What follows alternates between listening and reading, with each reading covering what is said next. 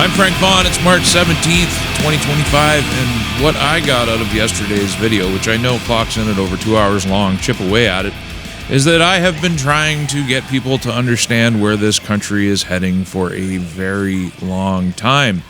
And without further ado, let's continue that process. Let's begin by listening to Canada's completely unelected, installed, globalist World Economic Forum, unelected, did I mention unelected, Prime Minister? The Canadian government has rightly retaliated and is rightly retaliating with our own tariffs that will have maximum impact in the United States and minimum impact here in Canada. It's a flat-out lie. The tariffs that we apply to the United States will be paid for by the Canadian public. We are a very small percentage of America's GDP and trade. They are a huge percentage of ours. This is why the Western premiers are getting a little upset and fraught, because they know that everything he's saying is a total lie. Just like the fake executive order signing that he did. Nobody can figure out what it was he signed. And somehow, Doug Ford and many people are accepting that he eliminated the carbon tax, even though it's still on the books. Canada is being governed by theatrics. The respect that he wants from the United States, he's very unlikely to get, because he is implicated in an investigation by the House of Representatives Judiciary Committee, Sustainability Shakedown, how a climate cartel of money managers colluded to take over the board of America's largest energy company. And you have to do a little digging, but down here it talks about the accusations that they're leveling, including the Glasgow Financial Alliance for net zero. And if you go to Mark Carney's Wikipedia page, here he is. He helped found it in November of 2021, and he acts as the group's co-chair since 2022. Carney has been an advisor to Watershed, a climate tech company founded by Stripe alumni and purpose. The allegations are so bad that BlackRock and top investment companies in the United States are distancing themselves from Mark Carney. Some people would even allege that Mark Carney won't fly to the United States for risk of being under arrest. And where is Mark Carney now? Now, we're going to get into this other stuff in depth later. Prime Minister Mark Carney arrives in Paris to meet with European allies amid U.S. trade war. The trade war hasn't even kicked off yet, folks. Canada is in hysterics. I want to show you something. It's actually going to be a few somethings. This is Exhibit 5, Free Trade, G20 trade barriers by type, data as of 2022-2023. These are your tariff rates and your non-tariff barriers for every single country involved in the G20. And look at that. The United States is the most permissive and wide-open market in the world. Everybody's at the table eating the big feast. And now that the Americans have decided to erect some trade barriers of their own and apply some tariffs of their own, the Canadian government and a majority of the Canadian public have lost their minds. Here's a document from the Canada Border Services Agency that predates this so-called trade war. This is just a partial list of all the regulated goods between export and import into this country, all of the various tariffs we charge. Look at it. It goes on and goes on and goes on. Now, I'm going to scroll as fast as I can and note on the menu bar how slow it is to move. This document is huge. This is a comprehensive list of our trade barriers, our tariffs. What are we doing with our response to the United States? It's not about trade. It's never been about trade. It is about the fact that Canada is a completely undermined country, a corrupt country, a narco state on the United States border. The Americans have figured something key out. Or maybe a better way of saying it isn't that the Americans have figured something out. I think both sides of the American debate have figured this out a long time ago. They just had an election, and the Republicans won, and the Republicans represent nationalism. They represent continentalism. They represent walking away from the globalist system that is almost upon us, whereas the Democrats are collaborationists and cooperators. They very much want the globalist system. They're happy to see America weakened. They're happy to have criminals running around on the street, criminal illegals. They're happy to have drug addiction everywhere, just like Canada's leaders who have destroyed our country. They're happy to undermine the strength of our culture and our society because it furthers the objective of the unifying system that they want to bring in. I made some notes last night because I was up late again. That video I made yesterday, it clocks in at 2 hours, and I know that most people are not going to wade through that 2 hours, but I had to. In the process of making it, I had to go through all that stuff, and 5.5 years ago, in that video, it's so clear that I had an understanding of where we were going to be in 5 years. And here we are. And it's so heavy to know that I could see it clearly at the time, and that nothing about that seeing could actually influence things in a different direction. The ideas were there at the time. The PPC, running for the PPC, Bernier wasn't talking about half the things I was talking about when I ran. The things that could have actually saved the country if we had done them back then. Instead, we've just gone full steam ahead. And so here we are, talking about it again. Canada's acting in hysterics. I spend so much time trying to understand things as they are, and I don't know what good I can do with it.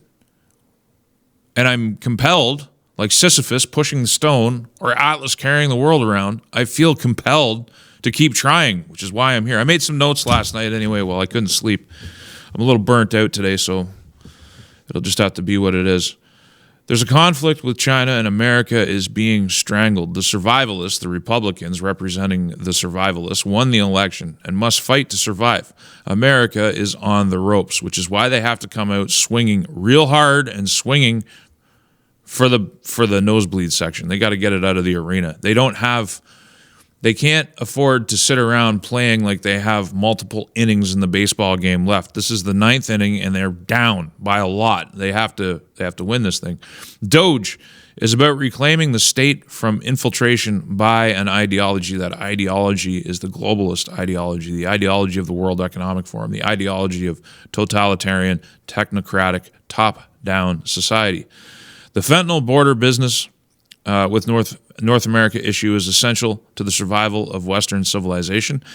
If the United States doesn't successfully purge Canada from the disease that our leaders want to be here, represented right now in an unelected prime minister from Europe, Mark Carney, I've highlighted how we have a huge, massive crime problem in this country. I've highlighted how money laundering and mass immigration and how it's all tied together.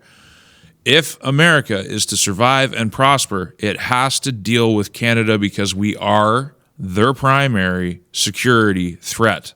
Understand that the litmus and the world has changed, and the way America sees the world has changed. I wonder sometimes who the greatest enemy geopolitically is to America. Is it China, or is it the EU and Canada? Because it's very clear that the EU and Canada seek self-destruction through multiple fronts, not just the Ukraine war, where they would be happy to engage the Russians in a nuclear war. I can't understand how people can't see what's actually happening out there.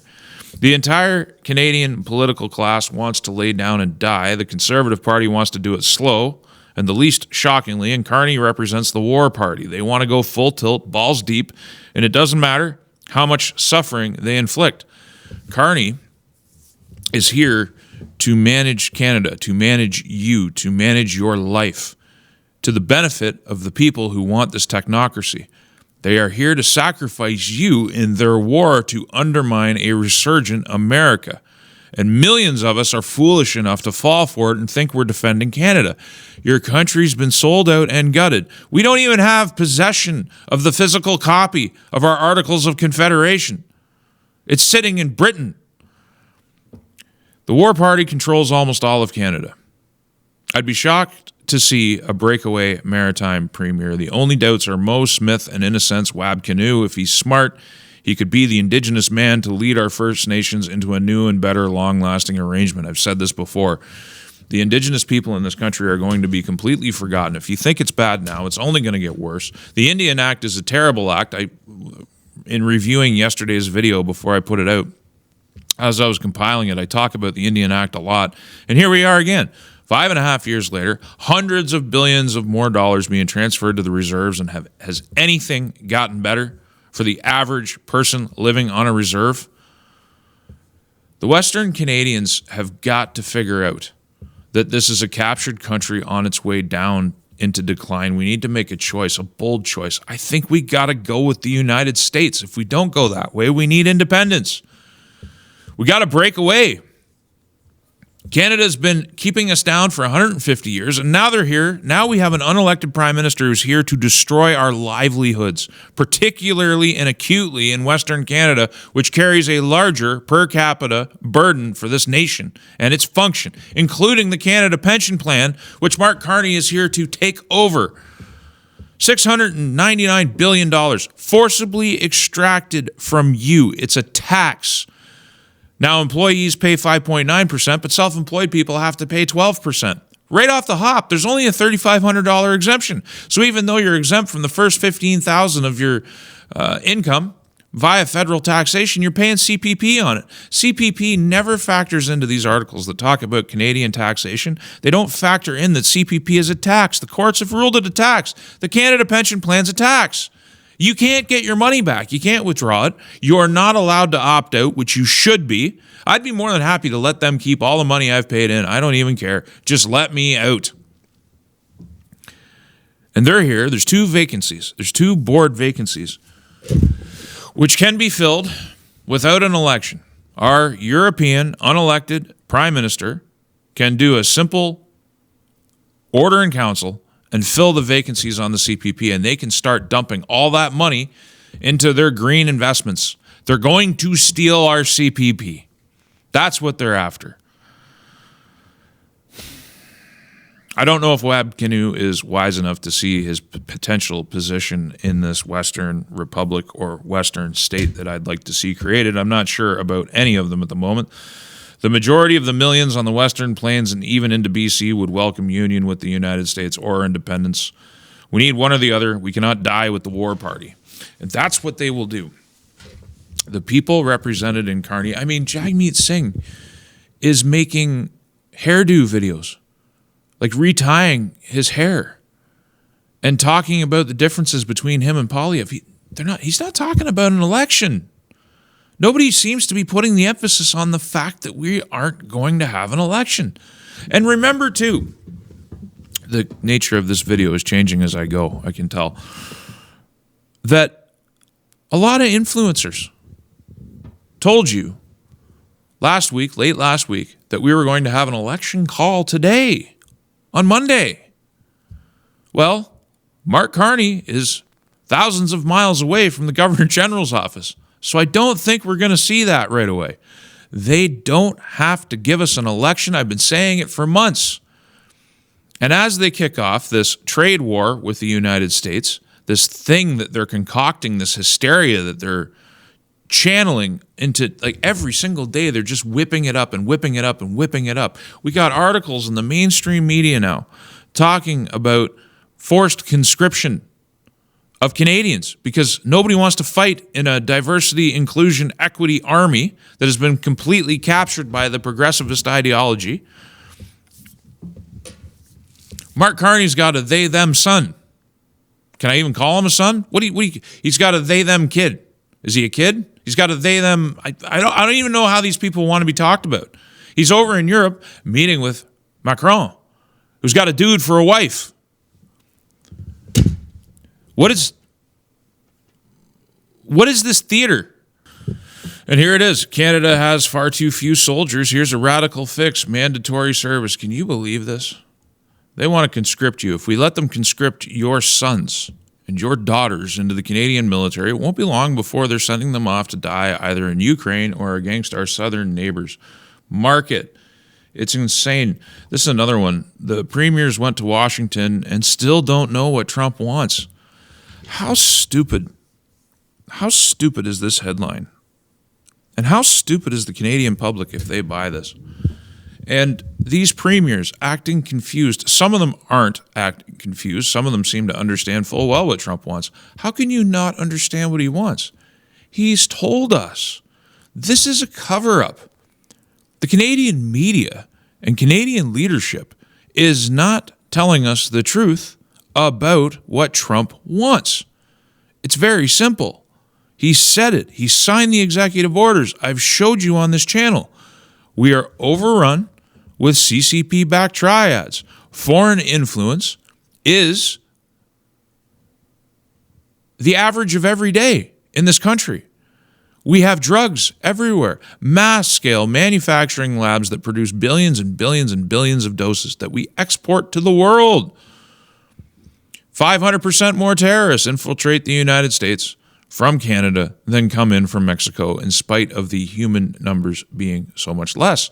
These are all facts. They're all revealed in my previous videos, and the media acts confused like there's some kind of question. And like Polyev says, he'll repeal carbon price law, including the industrial charge. So the fake theatrical repeal of the carbon tax that Carney did wasn't real. And Pierre knows that. Doug Ford doesn't seem to know that. Doug Ford seems to have abandoned the Conservative Party of Canada. Why? Maybe Doug knows that there won't be an election, or if there is an election, it will only come when the Liberals will win. Maybe Singh is doing hairdo videos because he knows his position, because he knows he can't trigger an election. The dude is losing to the Liberals and the Conservatives in his own riding. There will be nothing left of the NDP if they trigger an election. So if they're asked to hold the government in power, they will. We can have an unelected prime minister virtually indefinitely. The first target is the fall. Mark Carney said they should expect an election before November. So that's a whole spring and summer and chunk of fall before we get to October. But by then, the world will be a different place. Canada will be in a different situation. The Constitution only requires an election in October of 2026. So they can extend it out even further, because they're going to say that Pierre is a threat to Canada. If Pierre is still winning, they won't generate an election. I don't know why people don't understand this. They have to beat Pierre, which is why they're trying to undermine him symbolically, like I said in a previous video, trying to move the Liberal Party perceptively back to the center, leaving the NDP out there. They want the election. Believe me, they want the legitimacy of an election. My point is, they don't have to give it to you. They don't even have to give it to you in 26. The Emergencies Act can delay the elections. If they can create the pain, if they can create the suffering, the mass unemployment to bring in their plan for universal basic income, the World Economic Forum pipe dream of total socialism, they'll do it through suffering. And if they can convince enough of the Canadian public that it's the orange man's fault, then they can trigger the Emergencies Act and they can delay the election as long as they want. These are all legalistic things. It's not some conspiracy theory. I'm telling you how they can do it. They want an election, but they don't have to give you one. But anyway, back to Pierre. Says he'll repeal the carbon price law, including the industrial charge. Man, this guy, he ain't telling you about the $1 trillion labyrinth Canada's Brookfield investigated by Financial Times for self-dealing and complex financials. They're not telling you about the investigation linked to Mark Carney, who he might actually be afraid to go to the United States for fear of arrest. There's so many things that Polyev could be talking about. He could be talking about CCP triads. He could be talking about cartels running Canada's ports. He could be talking about all the things I talk about, but he's not. He's playing Nerf ball over the carbon tax. And I'm sorry to say it, but there's millions of Canadians who just don't care. They just don't care because they have to be told why they need to care. You have to be in front of the camera. You have to be in battles with the media. You have to be engaging. You have to tell the story. If conservatives want to change the country, we have to tell the story. Whether people want to hear it or not, that's actually part of it. You got to fight to get the truth out there. He's got a huge platform. He's got millions of dollars in budget. So does Bernier, by the way. He doesn't do any of this work either. He just keeps spending it on his headquarters and putting it in his own pocket. They could be producing high-powered content, high-value content, and they don't. They're not trying to teach. They're trying to capitalize on the ignorance of the public. Nobody seems to want to change the state of the ignorance of the public. I can see this isn't the video that I set out to make today, but it's the one that I'm capable of making. I'm burnt out. Yesterday, going through all that old footage and thinking about what I did from that point forward and the things that I did prior to that, it feels like 10 years on and off of various levels of work, various strategic work, and I feel like it's just not making that big of an impact. I look around and I see guys with budgets. The Conservative Party of Canada, the PPC, people send these people all kinds of money, and they don't do anything with it. They do Nerf ball interviews. They got Nerf ball talking points. They don't produce high-impact educational material that could wake up the public. And so here I am, along with a few others, because the problem is across the influencer class too. Nobody seems to want to do the deep digging. Nobody seems to want to tell the truth. And the ones that do have to fight for every follow and every subscriber. You know, it's been 2 months of pretty well every day making content. Behind every bit of content is hours and hours of reading and research and understanding. And then I try to return every single comment. I'm far more communicative. It's actually impossible to return every single comment at this point. But I'm far more communicative, far more responsive to my viewers or my users. Some people have problems with both terminologies. Than your politicians are. Like, they don't respond to their comment section. They don't engage with the public. They don't do any of this stuff. They give Nerf ball speeches. They do photo ops. And then off they go. And they got millions of dollars to play with. Why aren't they trying to wake people up? Why aren't they just telling you the truth? Why aren't they doing the hard work of fighting for the Canadian mind, person to person to person?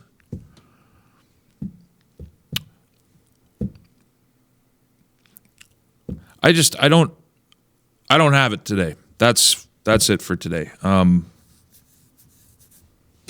just don't have it today.